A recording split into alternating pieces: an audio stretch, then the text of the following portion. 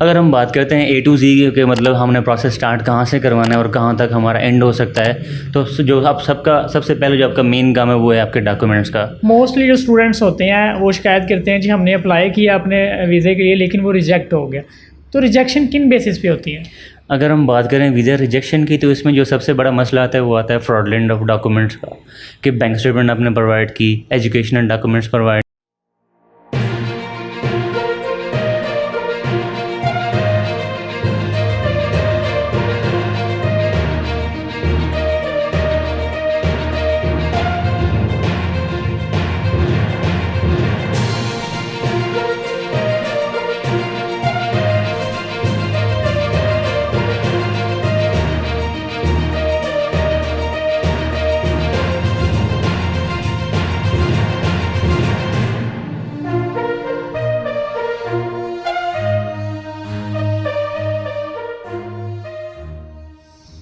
बिस्मिल्लाहिर्रहमानिर्रहीम। अस्सलाम वालेकुम नाज़रीन, मैं हूं अबरार अहमद एडवोकेट और आप देख रहे हैं मेरा YouTube channel Pakistan law TV. मुल्की हालात की वजह से हमारे मुल्क के बहुत सारे पढ़े लिखे नौजवान मायूसी का शिकार हैं और एक सर्वे के मुताबिक पाकिस्तान के तकरीबन 7.5 लाख नौजवान गुज़श्ता साल मुल्क को खैरबाद कहकर किसी और मुल्क में जाकर बस चुके हैं और मौजूदा सूरत हाल में हर एक नौजवान अपने ब्राइट फ्यूचर के लिए किसी भी कंट्री में जाना चाह रहा है। तो इस सिलसिले में उनको मसला जो पेश आता है वो ये है कि उनको इस चीज़ की कंप्लीट इन्फॉर्मेशन नहीं होती कि वो किस मुल्क में जाएँ, कैसे जाएँ, या कौन सा एजेंट जो है वो दुरुस्त तरीके से काम कर रहा है। तो ऐसी सूरत में होता क्या है, वो किसी भी एजेंट के पास चले जाते हैं, वो उनके साथ फ्रॉड कर लेता है जिसकी वजह से वो अपना पैसा और वक्त दोनों बर्बाद कर लेते हैं और फिर इलीगल तरीके से यूरोप में जाने की कोशिश करते हैं। आज की इस वीडियो में मैं डिस्कस करना चाह रहा हूं कि हम लीगल तरीके से कम पैसों में कैसे किसी भी यूरोप कंट्री में जाकर स्टडी भी कर सकते हैं और साथ में काम भी कर सकते हैं ताकि हमारा जो फ्यूचर है वो सेव हो सके।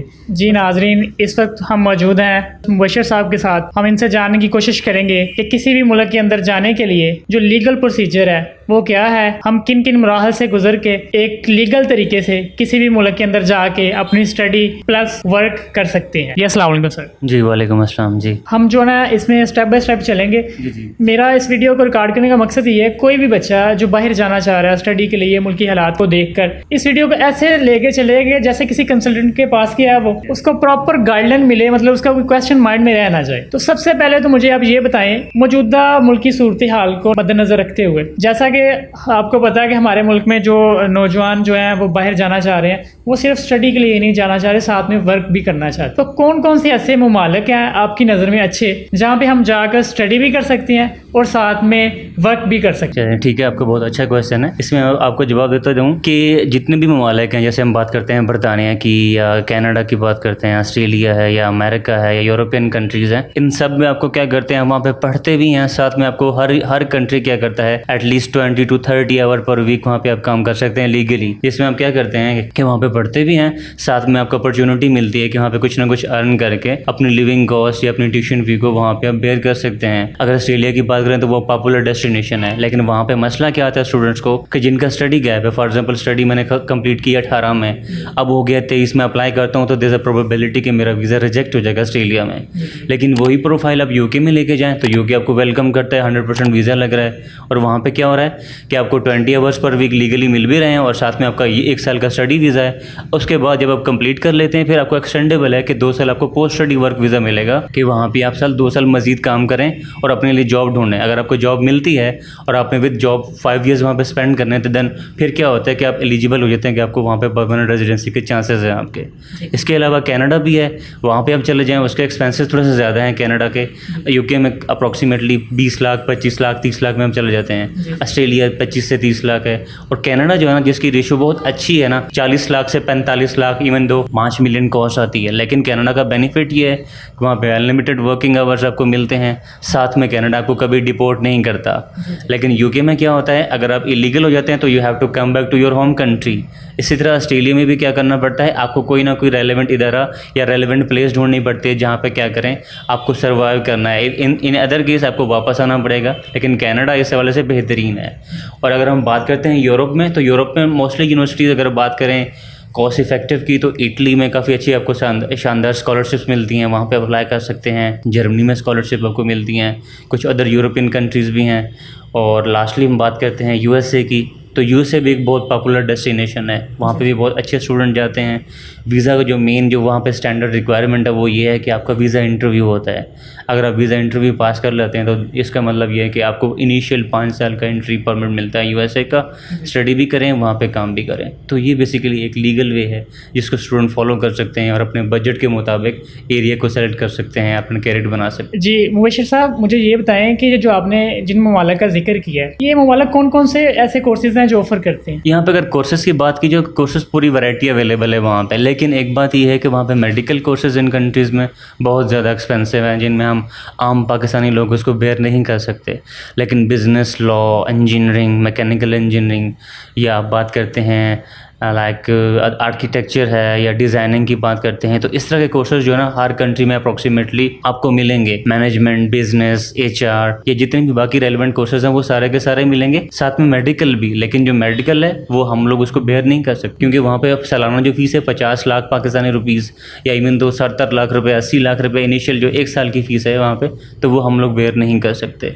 लेकिन कोर्सेज सारे के सारे तकरीबन हर कंट्री में आपको मिल जाएंगे रेलिवेंट। ये जो आपने डिफरेंट कोर्सेज मुझे बताए हैं, इनका दुरानिया कितना होगा, और उसके बाद किसी भी मुल्क में जाने के लिए रिक्वायरमेंट्स क्या हैं स्टडी वीज़े के लिए? ठीक है, अगर दुरानिया की बात करें तो वहाँ पे तकरीबन 2 तरह के कोर्सेज ऑफर होते हैं। एक होते हैं अंडर ग्रेजुएट, 3 साल का होता है, एक होता है पोस्ट ग्रेजुएट। पोस्ट ग्रेजुएट में थोड़ी सी वैरायटी है, कुछ होते हैं 1 साल के कोर्सेज जो सिर्फ पढ़ने के बाद आपको फिर आपको पोस्ट स्टडी वर्क वीज़ा लेना पड़ता है, या फिर दोबारा कुछ कोर्सेज ये होते हैं कि 18 महीने का होता है या 2 साल का होता है। वो क्या करते हैं, कोर्स प्लस आपको वहाँ पे मिलता है प्रोफेशनल प्लेसमेंट मिलती है कि आपने 1 साल का मैनेजमेंट का कोर्स किया, अब आपको यूनिवर्सिटी प्लेस करेगी किसी ऐसे इदारे में जहाँ पे आप जाके रियल प्रैक्टिस कर सकते हैं। तो ये 2 तरह के कोर्सेज अवेलेबल होते हैं वहाँ पे। अब हम थोड़ा सा स्टेप बाय स्टेप चलेंगे कि जैसे मैं आपके पास आया हूँ, मैं बाहर किसी भी मुल्क में स्टडी करने के लिए जाना चाह रहा हूँ, आप कैसे मुझे डील करेंगे? ठीक है, लीगल प्रोसीजर क्या है, स्टेप बाय स्टेप आपने मुझे बताना है कैसे कैसे हम जाएंगे, यानी कि मेरे यहाँ आने से लेकर A to Z जो है आपने वो मुझे सारा गाइड करना है स्टेप बाय स्टेप। अगर हम बात करते हैं A to Z के मतलब हमने प्रोसेस स्टार्ट कहाँ से करवाना है और कहाँ तक हमारा एंड हो सकता है,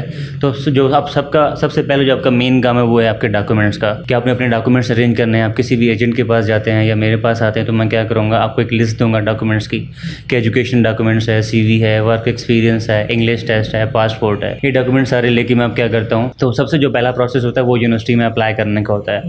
यूनिवर्सिटी में हम अप्लाई करते हैं, फिर वहाँ पर आपको 10 दिन में, 15 दिन में, महीने में ऑफर लेटर आता है। फिर उस ऑफर लेटर के बाद क्या करते हैं, समटाइम क्या होता है कि आपके कोई डॉक्यूमेंट मिसिंग होता है तो कंडीशन लग के आ जाती है, आप वो डॉक्यूमेंट प्रोवाइड करते हैं, आपका ऑफर लेटर अनकंडीशनल हो जाता है। फिर आपको क्या करना पड़ता है, फिर कुछ यूनिवर्सिटीज़ पहले इंटरव्यू लेती हैं, बाद में फीसेस लेती हैं, कुछ यूनिवर्सिटीज़ पहले इंटरव्यू लेती हैं, बाद में फीसेस ले देती हैं। तो ये दोनों चीज़ें चलती रहती हैं। इंटरव्यू देते हैं, फीस जमा करवाते हैं, फीस के बाद आपको जो एक और तरीका होता है वो फाइनेंशियल डॉक्यूमेंट्स का होता है। अगर आप यूके में अप्लाई करें तो आपको काउंट करनी पड़ती है कि लंदन में जो लिविंग कॉस्ट है वो तकरीबन है 12,000 पाउंड पर ईयर, और अगर आउटर लंदन में जाते हैं तो वहाँ पर जो लिविंग कॉस्ट है वो तकरीबन 9,000 है।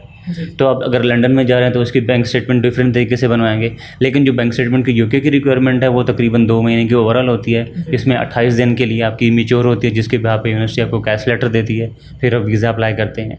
अगर हम बात करें ऑस्ट्रेलिया की, ऑस्ट्रेलिया में क्या होता है, अगर आपकी स्टेटमेंट चाहे आपने 10 दिन पहले भी स्टेटमेंट रखवाई है, 2 दिन पहले पैसे रखवाए हैं, आपकी वो स्टेटमेंट भी चल जाएगी।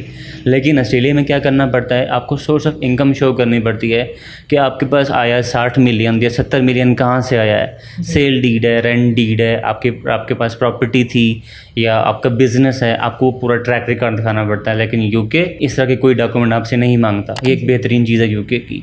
लेकिन यूएसए में भी यही चीज़ है कि आप चाहे आप देख लें 2 दिन के स्टेटमेंट निकाल के आ जाएं, लगवा के आ जाएं, उसमें आपको प्रूफ ऑफ फंड नहीं देने पड़ते, लेकिन आपको कनाडा में भी देने पड़ते हैं, ऑस्ट्रेलिया में भी देने पड़ते हैं। तो ये एक चीज़ है इसके अंदर। अब यहाँ पे क्या होता है, फीस जमा करवा ली, स्टेटमेंट शो करा ली, अब यूनिवर्सिटी आपको क्या देती है, यूके में क्या होता है, आपको यूके में मिलता है CAS letter, confirmation of acceptance of studies.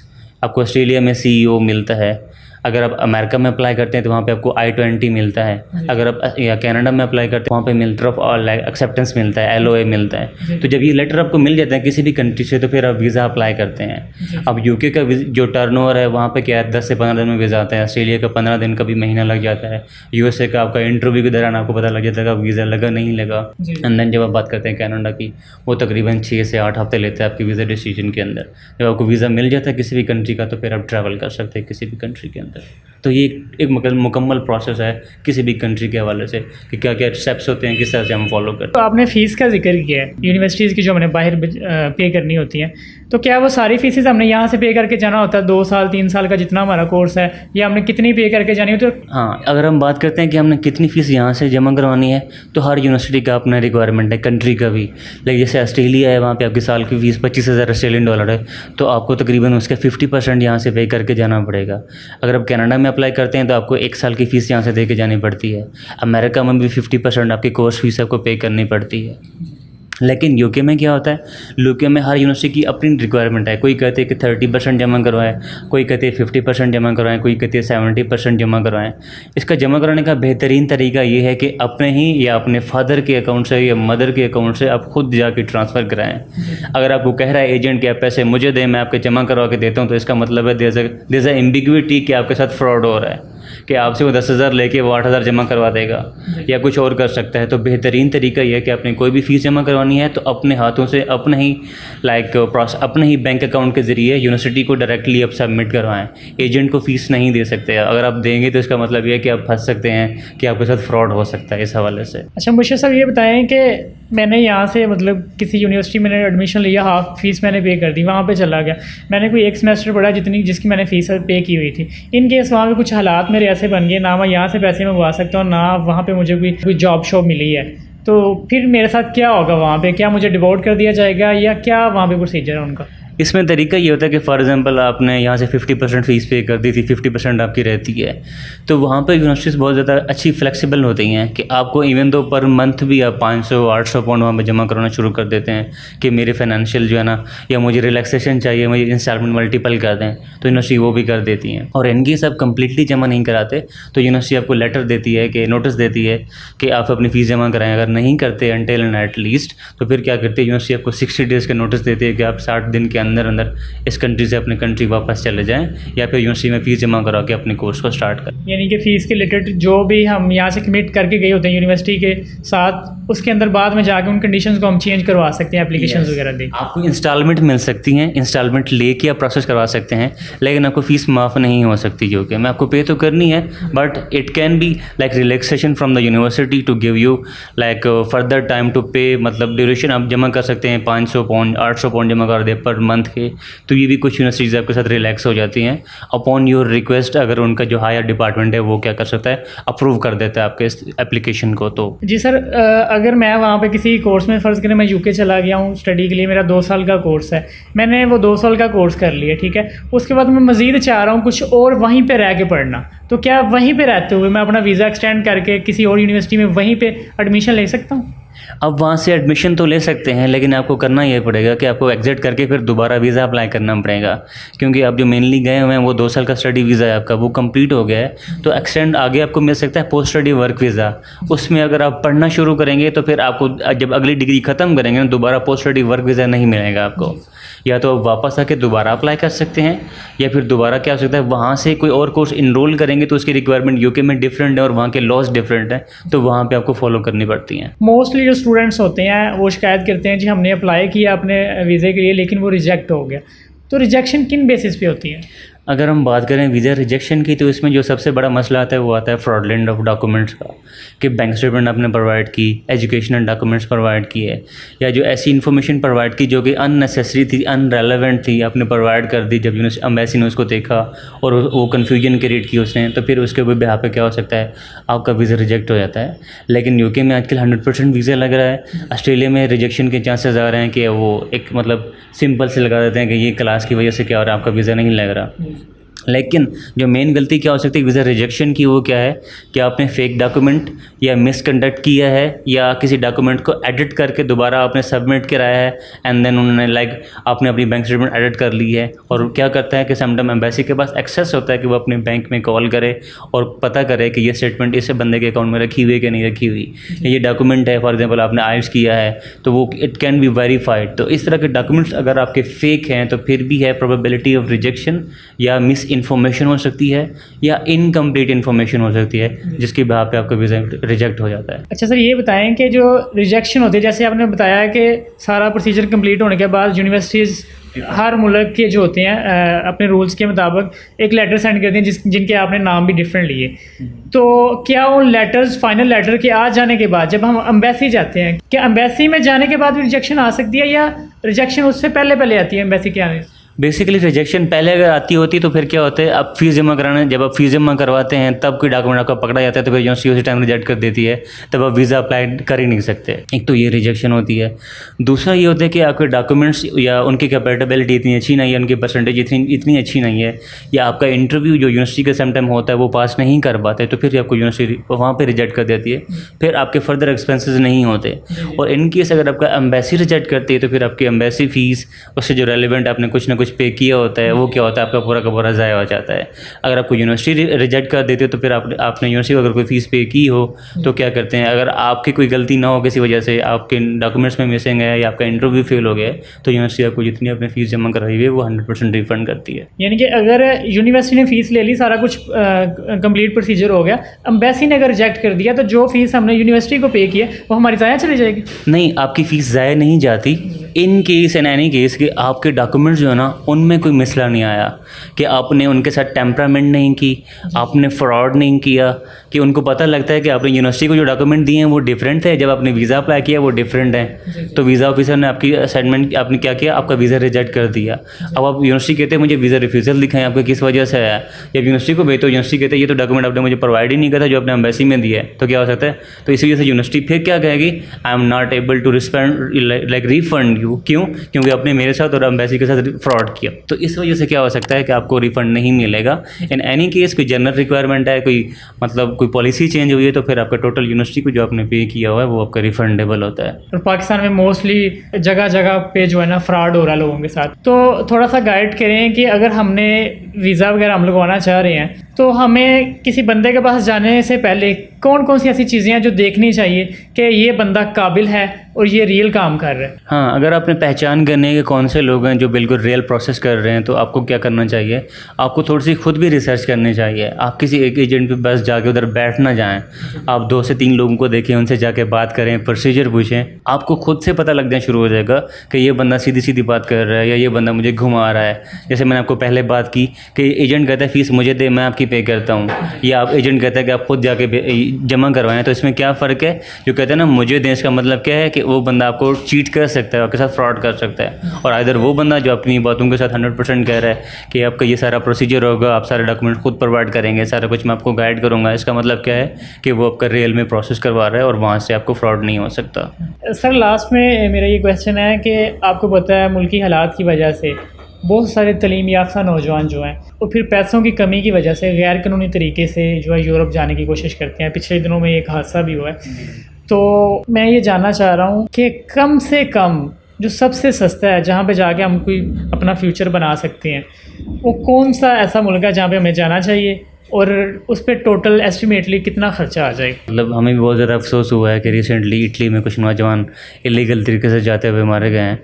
तो इसमें अगर वो नौजवान जो अच्छे पढ़े लिखे हैं, साइंस एंड टेक्नोलॉजी में कोर्सेज़ किए हुए हैं, तो यूरोप में तो बेहतरीन ऑप्शंस हैं। लाइक जैसे मैंने बात की इटली की, जैसे मैंने बात की जर्मनी की, फिनलैंड है। तो इस तरह के कंट्रीज़ जो है ना, ये क्या करते हैं, ये आप लोगों को क्या करते हैं, फुली फंडेड स्कॉलरशिप भी प्रोवाइड करते हैं। इसमें क्या करना पड़ता है, आपको कोर्स फीस बिल्कुल भी नहीं देनी पड़ती, सिर्फ आपका वीज़ा फ़ीस, आपके डॉक्यूमेंट की अटेस्टेशन, आपके इंग्लिश टेस्ट, जो कि हार्डली आपको 3-4 लाख 5 लाख कॉस्ट करता है, या कभी कभी 8 लाख कॉस्ट करता है, या 10 लाख हो जाता है मैक्सिमम।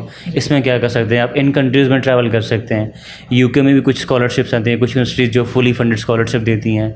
इसी तरह यूएसए में भी स्कॉलरशिप्स होती हैं, ऑस्ट्रेलिया भी स्कॉलरशिप देता है। तो कंट्रीज़ जो स्टूडेंट अच्छे हैं, पढ़े लिखे हैं और कहते हैं कि हमें बाहर जाना है, अपना कैरियर बनाना है, तो वो क्या कर सकते हैं, मुख्तलिफ वेबसाइट्स के ऊपर मुख्तलिफ यूनिवर्सिटीज़ 100% फुली फंडेड स्कॉलरशिप देती हैं। वहाँ पे जाके अप्लाई करें, वहाँ से ऑप्शन देखें, तो वो क्या कर सकता है, मिनिमम कॉस्ट के ज़रिए क्या कर सकता है, उनको स्टडी की अपॉर्चुनिटी भी देगा और दूसरे मुल्क में वो मूव करके वहाँ पे काम भी कर सकते हैं और पढ़ भी सकते हैं। ये थे मुबशर साहब, जो कि हमें बहुत ही अच्छे तरीके से किसी भी मुल्क में ट्रैवल करने के लिए स्टडी के रिलेटेड अगर हम जाना चाह रहे हैं तो बहुत ही अच्छे तरीके से हमें प्रोसीजर पे गाइड कर रहे थे। इस पे एक तो ये था कि लीगल प्रोसीजर इसका हमने जानना था, दूसरा इसमें ये था कि कुछ लीगल पॉइंट्स होते हैं, यानी कि किसी के साथ फ्रॉड हो गया किसी एजेंट्स ने, तो उस पर हम कैसे एक्शन ले सकते हैं, हम अपने जो पैसे हमारे ज़ाया हो गए हम उनको कैसे रिकवर कर सकते हैं। तो उस सिलसिले में हम इंशाल्लाह इसी एजेंसी को और लीगल एडवाइज़र हैं उनके साथ किसी दिन इंटरव्यू करेंगे उनका,